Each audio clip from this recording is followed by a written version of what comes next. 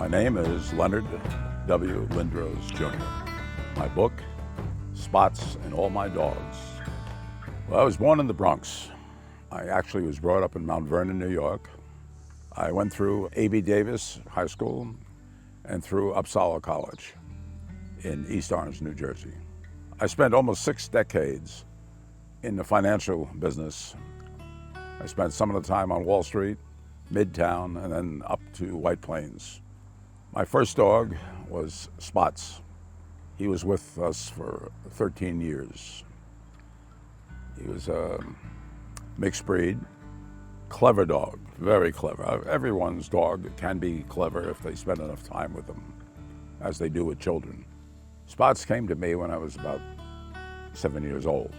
It was a friend of my folks, that their dog there, which was a Dalmatian, had a litter, and Spots came out of the litter.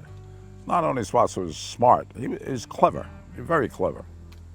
He most likely saved my family from sure death. He was a very proud dog. When I would walk him in the city, he pranced. He didn't just walk, he had his head up. If you take a look at the picture that's on the front of the book, you'll see that's Spots. He was a little bit of a snob, but a terrific dog.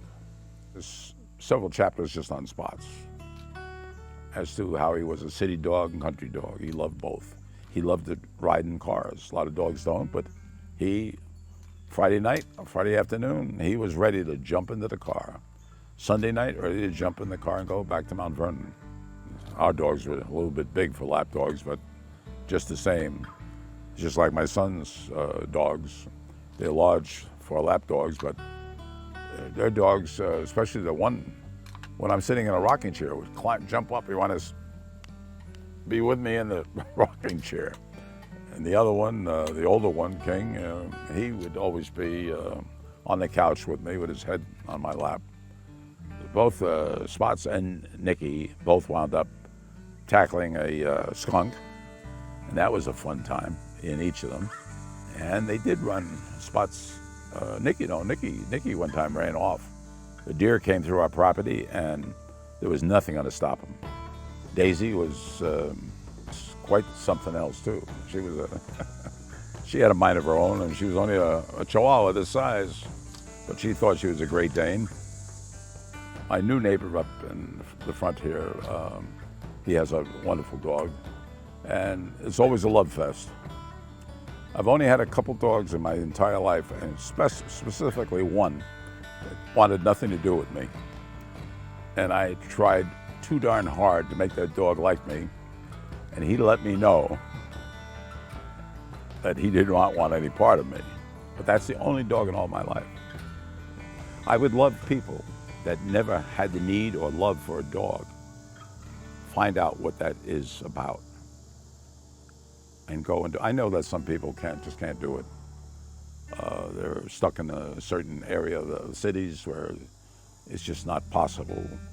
But if they can, they should. And responsibility. It's like having another child. You must pay attention to that. That dog must be walked.